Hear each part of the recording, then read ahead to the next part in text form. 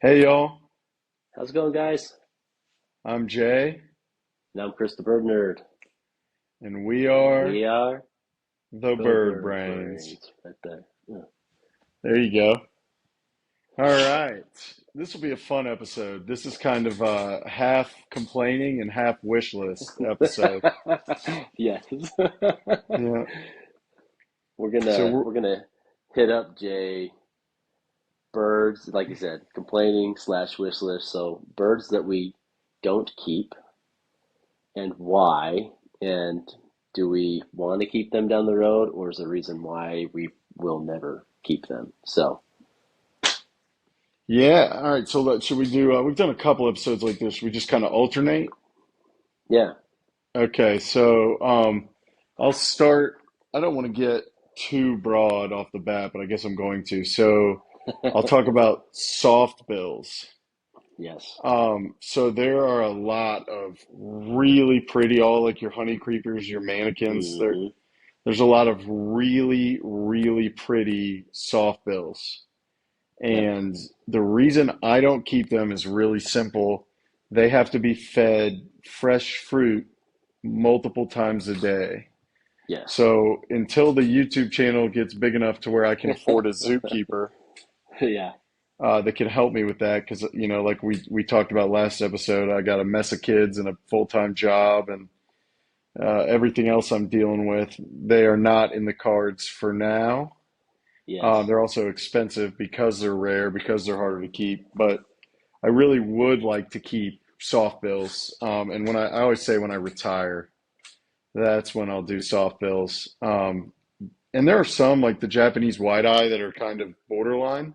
Right. And I know finch keepers that do keep them. I also know that a lot of Japanese white eyes die from Yes. people trying to keep them and not being able to match the requirements. But I don't have the time, the money, the ability to cut up fruit and serve fresh Right. fruit multiple times a day. That's or flowers or whatever they need. Each one's a little different, obviously, but Yeah. that whole I, category really interests me. I just can't get there right now. I was gonna say for me, Jay, it's a triple whammy, right? They're expensive. They're expensive to buy, expensive to keep, right? Because you're feeding them Hmm. lots of fruits and nectars, and that's not cheap. Even if you go to the grocery store and get the knockoff brands, right? The old fruit, it's still a lot more expensive than buying bulk seed. And then the third is they're hard to keep. They're temperamental, depending on the species, right? There's a broad species. We've got a local store. It's an aquarium, and they've actually done a really cool job. They've got like a rainforest section, and it's ginormous and full of full planted trees and bushes, and it really does look like a rainforest. And they've got lots of like streams and like fish throughout because it's an aquatics place. But they have tanagers there, Mm, and they're beautiful, man. Like I go there and just stare at the tanagers, and they're on my wish list of soft bills to keep. And probably the other bird on my wish list that I think eventually I will get if I ever venture into the soft bills, it's gonna be the Turacos. I don't know. yeah, I don't know they're why, man. cool. I They're freaking cool. love those birds. They're a bigger bird though, right? They're a bigger Right, bird, they're which like a chicken-sized bird. Yeah. yeah, and they require a lot more fruit and things like that, Mhm. which is why I have not ventured in there. But if I were to dive into there, that would probably be my number one bird I'd start with is the Turacos. Okay, yeah, I get that. Yeah, those are really cool. Yeah, I mean, it's just one of those things. I'll get there eventually, but I'm not there now. It's kind of like if I was a car guy, I'd love to have a Lamborghini, Oh yeah. but I don't have the Lamborghini lifestyle, so hard to have a Lamborghini at the moment, but one day. Yeah. Well, and I think Jay, we're set up similar with the species of birds we keep. I mean that's just adding a completely new element Right. to our birds, right? And I think our birds they wouldn't mind the additional fruit and stuff like that added into their diet, but it takes you up that to that next level of style of keeping just because the requirements of the soft bills are completely different than your seed eating finches. So Yeah, maybe when my kids get older and they can help, maybe that's when I yeah, that'd have be a cool. like Craig does, I have some backup. Maybe that'll be it. Yeah, that'd All be right, awesome. what's on your list? Um, I'm gonna I'm gonna kind of venture up to the big birds. Mine is the hookbills. I'm talking about your big eclectus that you've got: macaws, cockatoos, Amazons. Uh, and the reason why I would love an eclectus, that's like one of my dream birds. I before I die in this life, I would love to have, which they actually have a guy selling a male, a baby. It's still being hand fed eclectus for I know of a for bunch like of them. If $3,000, and I have a few times gone through my budget, been like, how can I swing this? And then I come back to the reason why I don't have them now, and it's because it's a full time commitment, right? It they need attention every day, all day. I've got little kids at home, so there's concern of biting and my kids poking at the bird and something happening there. That it's a full time job with these large hookbills. The noise levels are times 10, right? Depending on the species that you have and things like that. So that's probably the reason why I don't have any large hookbills right now, and may not ever have any in the future, even though I love them. I think they're incredibly gorgeous, beautiful birds, would be so fun to keep, but I don't think I'm ready for that level of commitment and uh, able to give that much time to them. I feel like I can barely like pay attention to my kids some days, right? Because life is just so busy. Then thrown in a a bird on top of that. So I would say love the hook bills, but a whole new level of requirements to house them, to keep them, to entertain them, satisfy them, commitment, right? Multiple year commitment, decade commitment, right? right. Decades. And so I think that's why I do not have them right now and may never have them in the future. Yeah, I mean Einstein kind of came into my life. He was sort of the perfect bird. I mean, he was already 17 when I got him. He's already well trained. I didn't have to do any of the stuff that you would have to do with the baby. He's very quiet. The I will say the kids are sometimes tough on him. In fact, when my kids get near him, he gives me this little squawk and my he'll be sitting on my shoulder and he'll give me this little he'll go, and he's Like, saying, "Hey, hey, hey. you see this kid? Don't let this kid poke me." But when I'm not traveling, if I'm working from home, I've got like a play stand and he sits on my desk and he'll come cuddle with me, or if we're just watching a movie or whatever, I'll bring him in and he'll just lay on my chest. He is a very interesting bird. He's social, but he's not needy, Yeah. which is pretty unique for hookbills. And like when I'm gone, my wife will get him out, like while she's doing the dishes or whatever. She'll sit him on her shoulder and hang out with him. That's So he awesome. hasn't been as bad as that, but he is, you know, it's a completely different set of requirements. You're right. You could be an expert finch keeper and a very novice eclectus keeper, right? Me. Right. And he gets fresh food every day that's different. So I have a set of egg food and a set of Einstein food. Um, it is a lot of, he's got to take showers with me. There's a lot of work that goes into Einstein that I definitely don't have to do for the finches. Right. Yeah. And All right. I've Go in the on. past, just real quick, Jay, in the past, I've talked about our green cheek pineapple conure that we've kept, and obviously that's a small hook bill. The rewards, though, can be great, right? That companionship that you can establish with those animals are, sometimes, something you can't get anywhere else. And it's a lot of fun. So having that relationship and that connection can be incredibly rewarding, right? But it also comes with a huge commitment on the other end. So, Yeah, I remember the first time Einstein like came to me on his own. Like I put him on his play perch. I'd had him for maybe a month or so, and I'm typing on my computer. It's in my lap, and the next thing I know, there's like Einstein comes over the top of the laptop, and he's like, "Hey," and then he wants to just come sit on my shoulder, and I was like, "Oh, you love me? Like this is yeah, so nice." But it did. I mean, there yeah, was a month where he was just like, "Why are you bothering me?" And Right. Yeah, for that's sure. still, again, an older bird that's already used to people. It can take months just to gain their trust to where they're not afraid you're going to eat them, right? Yeah. Yep, for sure. What else you got, Jay, as far as birds you don't keep and why? Okay, so I'm going to piggyback off what you said. So cockatoos specifically. Um, I don't, and this is my opinion, I'm sure I'm going to offend some people. So if you have a cockatoo and it's going great for you, like that, it's awesome. I don't think cockatoos in general are good pet birds. They are, and I don't feel that way about a lot of big parrots, but their requirement, I feel like you almost, the best cockatoos I've seen are actually like bird store birds, right? So they get constant interaction with a ton of people all day. They get big stimulus. They've got a lot of people trying to talk to them and entertain them and stuff. I think as a pet for an individual, you either have to almost be like someone who lives alone, works from home, and doesn't leave very often, Uh-huh. and can play with them all day long, or you have to be like a couple with no kids and like somebody's always around. They're really Yeah. prone to plucking and all those things. They're extremely, extremely loud. And actually, it's funny, eclectuses are actually louder by the decibel rating on the top scale Oh, than a wow. cockatoo. But I've met Einstein just doesn't do that. If you have a Right. cockatoo, like you could come to my house, Einstein can be inside, and you don't know he's there. Like often, I'll have him on my shoulder, and people go, "Oh, you have your bird." I'm like, "Yeah, he's been here for 20 minutes while we've been Yeah. talking."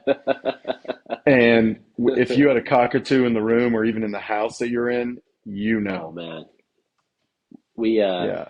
I went down to my little nephew. He plays in quite a few national soccer tournaments, and we went down to Arizona last year to one of his tournaments in Scottsdale, and they have a pet store down there. Actually, it was a really cool pet store, and it was mostly tailored to your large hookbills. They had quite a few macaws, cockatoos, Amazons, and they had a specific bird room. And man, we walked in there, like I truly felt like my ears were gonna fall off. It was so loud I mean, all of the birds were squawking, but the cockatoos were just another level, and it's this constant, and each one of them has a different squawk or cry or call, whatever it is. And yeah, it was, I just came out of that room like I felt like my head was pounding. It just is so loud. So definitely something to take into consideration. And of all the large hook bills,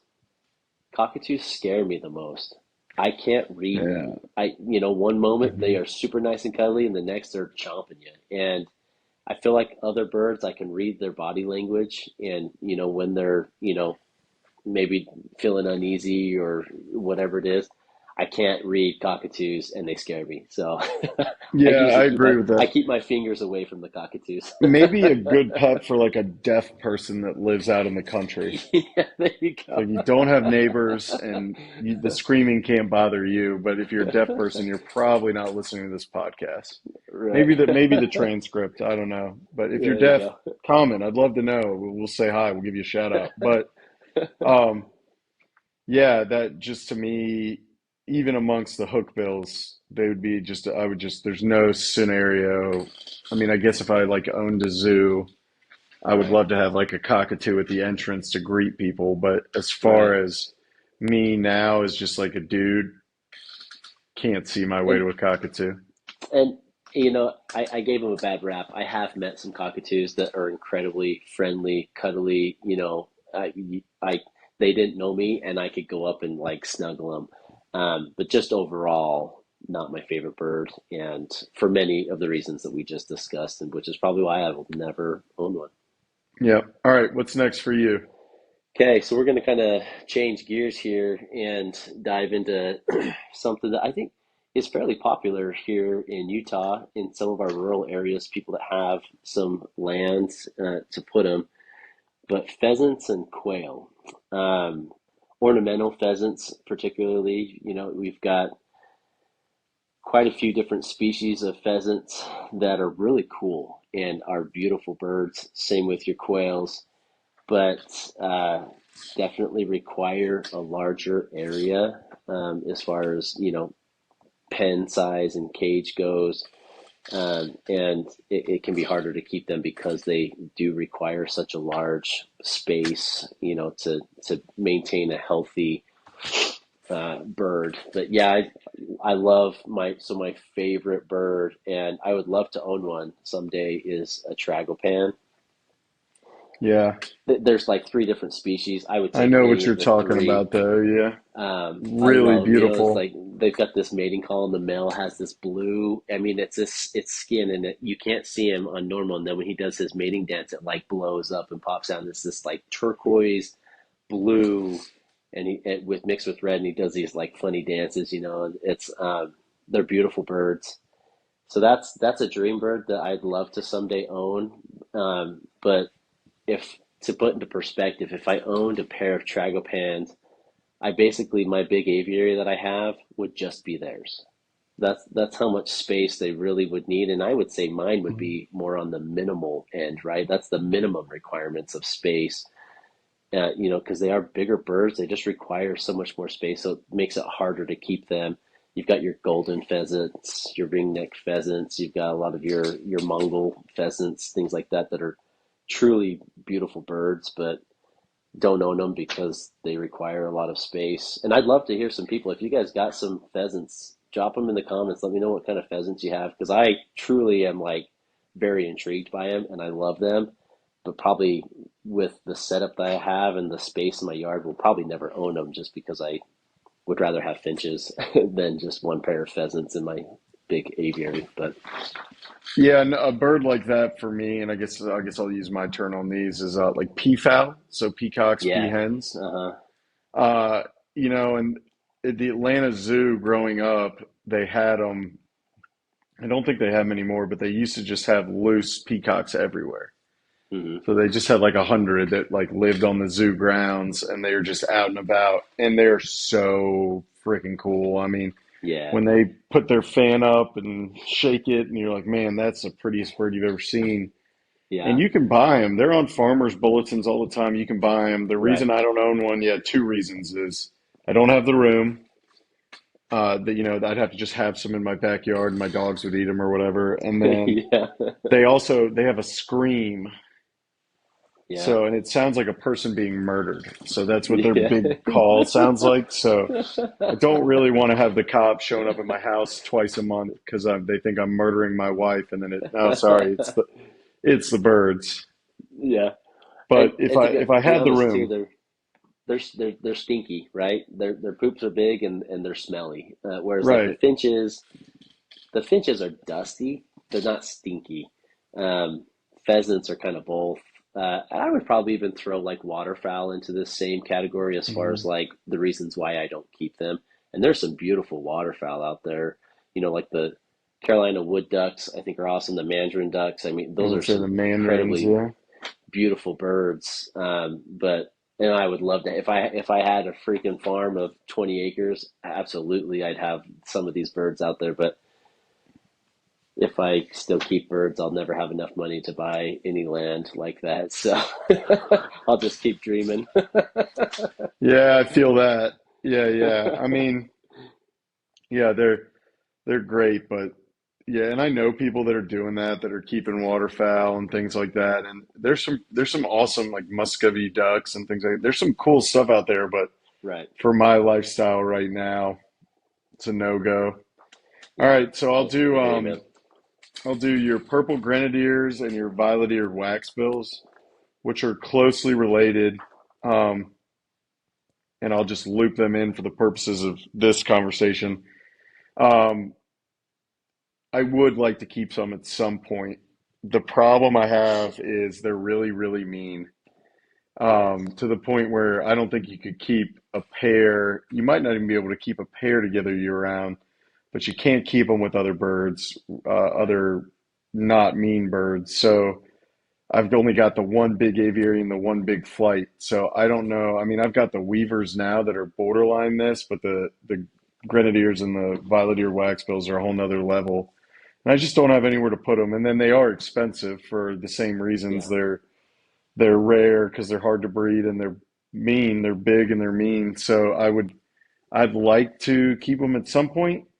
but and eventually we'll move, I'm sure, and I'll set up. I want to set up like Tony Arnold, where I have a main hallway and then like six aviaries off of it. And then if I had an Nice. aviary that I could just dedicate to a pair of violet-eared waxbills, Oh, it'd be amazing.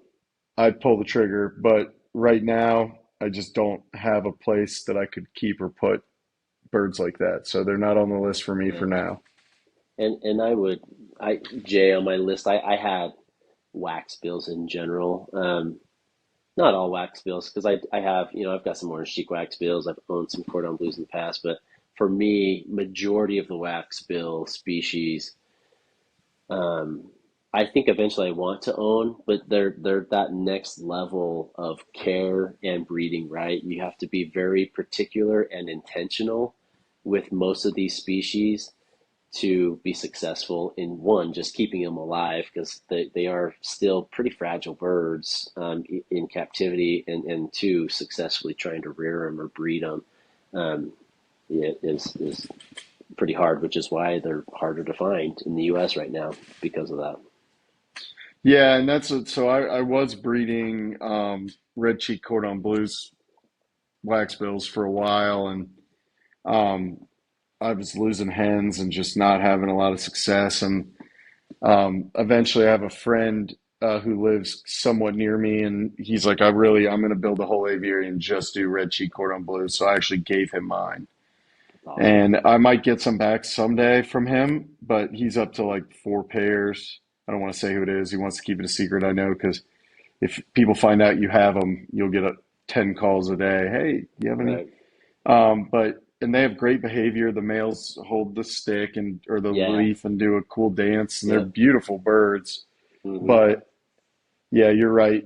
You almost need to have a specialized level of care for them, and I mean that's why we Yep. don't. I mean there are a few, but we don't really have blue capped cordon blues Right. in the United Yeah. States anymore. Yep. And that's just they are a whole special level of expertise and effort that I can't do right now. So I made the decision. And again, we've talked about in past episodes being a good steward of the birds.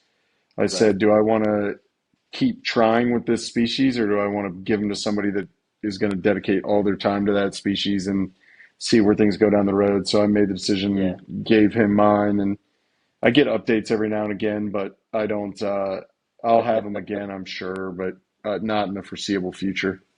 Yeah. I agree, man.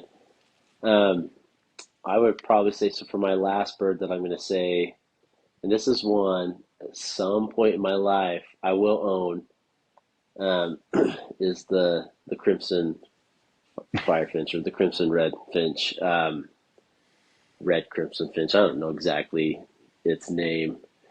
Mr. Perez, if you're watching this, he's the only one that I know of in the U.S. that has parent raised chicks, which just happened this last month, and maybe the only one who even owns the birds in the United States, and I believe they came from Europe.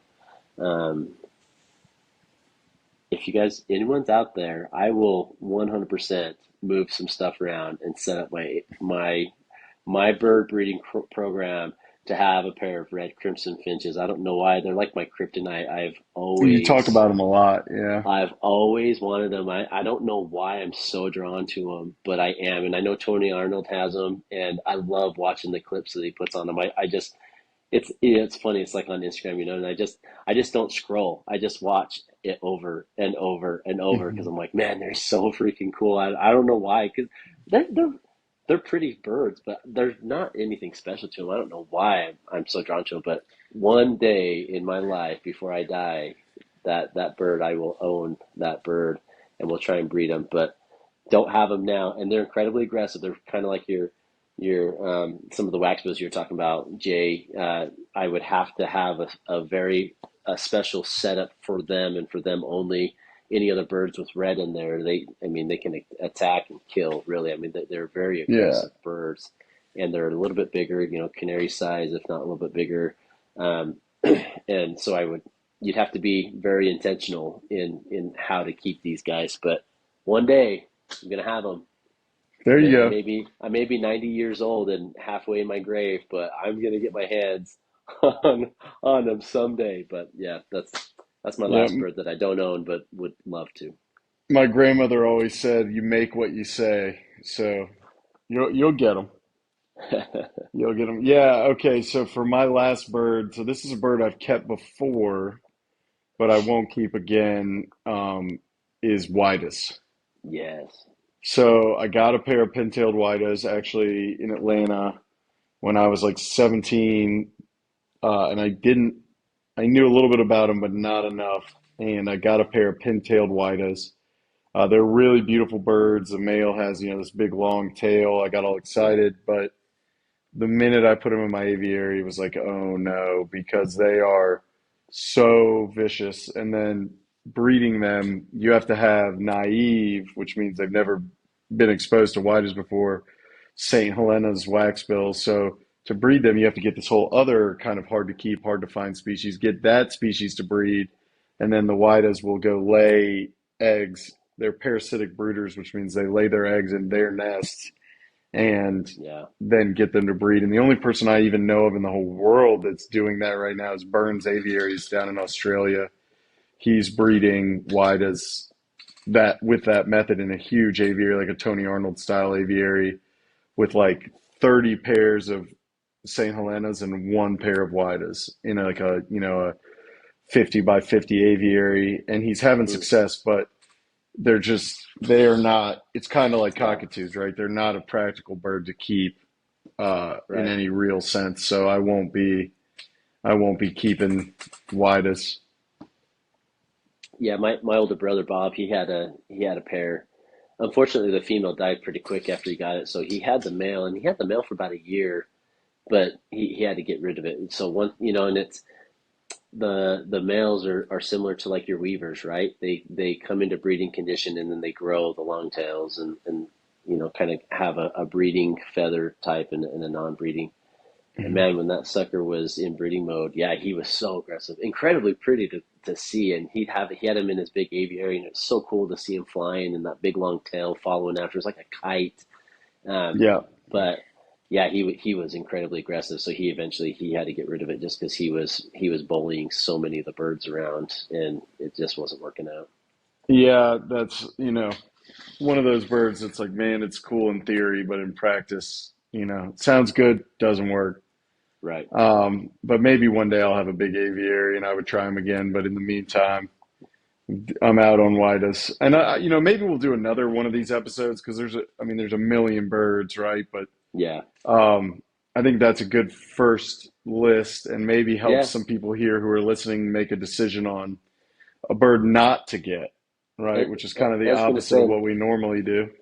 and I'd love to hear you guys' comments. Drop down below some birds that either is a dream bird that you want to get or a bird that you'll never own and why, right? We'd love to hear your thoughts and opinions on that. Maybe give us some more topics down the road to bring some of these birds up and species to talk about the goods and the bads of them. So yeah, drop some comments down below for us. Yeah, and don't be afraid to get down in the comments. We'd love some more topics. A lot of these topics are user generated or listener Yeah, generated. So if you have something you're like, why haven't they talked about this yet? Ask for it and we'll get to it. I promise. We literally have a list that we work through. yeah, So if you have a question or a topic or anything, drop it in the comments or where can they find you, Chris? yeah.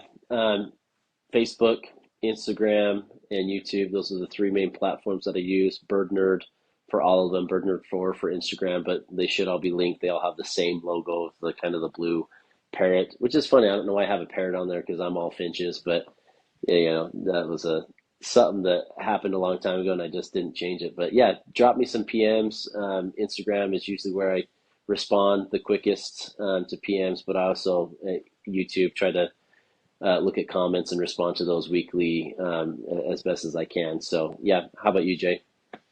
Yeah, I'm some version of the Javiary. So it's either the underscore Javiary or the Javiary on Instagram, Facebook. I'm on Reddit. I'm on Threads, which sucks. I'm on, is that I think that's everything. I kind of did it out of order there, but yeah. And, you know, shoot us a DM if you got a question, you want help, you want, I'll pitch this too. It's breeding season. We both have available birds. Yes. We can both ship anywhere in the continental United States. So if you're thinking, man, they're talking about, I think we both have canaries available right now. I know you have Borks. I think I still have one Bork left out of I've this got clutch, some and then shack I'll have tails. more.